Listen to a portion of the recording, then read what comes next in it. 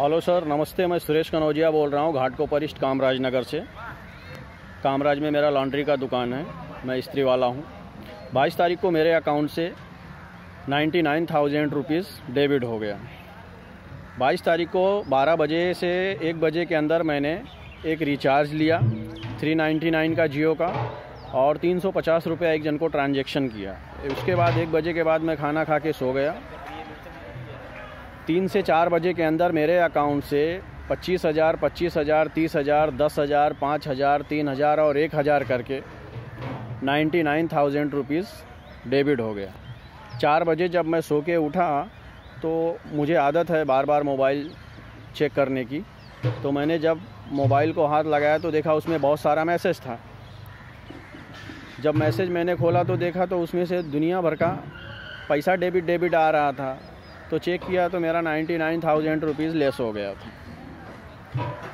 तो डर गया मैं। फिर मैंने SBI का टोल फ्री नंबर निकाला नेट पे और उनको फ़ोन किया। तो उन्होंने कहा कि मैं आपका UPI बंद कर देता हूँ और आपको मैसेज कर दिया जाएगा, यहाँ पे इतना ही काम हो सकता है। अच्छा, उसके बाद शाम को मैं पंतनगर पुलिस स्टेशन गया।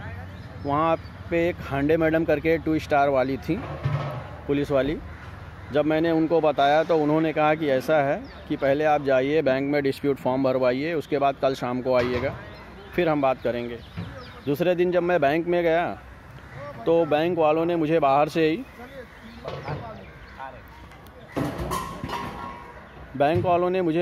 ही 4 ईमेल ID दे के भेज दिया और बोला इस पे मेल कर देना, जिसमें से 2 मेल गया साइबर सेल वाले को और पेटीएम को और 2 मेल नहीं गया।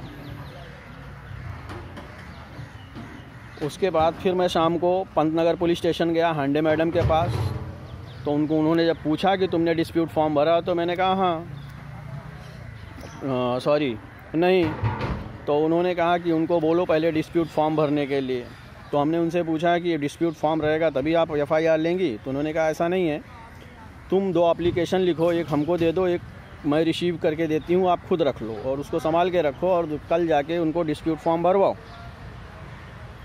फिर दूसरे दिन मैं गया तो जब थोड़ा कड़क आवाज़ में बात किया तो मुझे बैंक के अंदर लिया गया और प्रोसीजर चालू किया गया। अब बैंक वाले कहते हैं कि हमारी इंक्वायरी होएगी, अभी लॉकडाउन है, मेल कर दिया है हमने और हार्ड कॉपी भेज नहीं पा रहे हैं, हम इंक्वायरी करेंगे, अगर आपकी गलती नहीं होगी तो आपका पैसा रिफ़ंड हो जाएगा।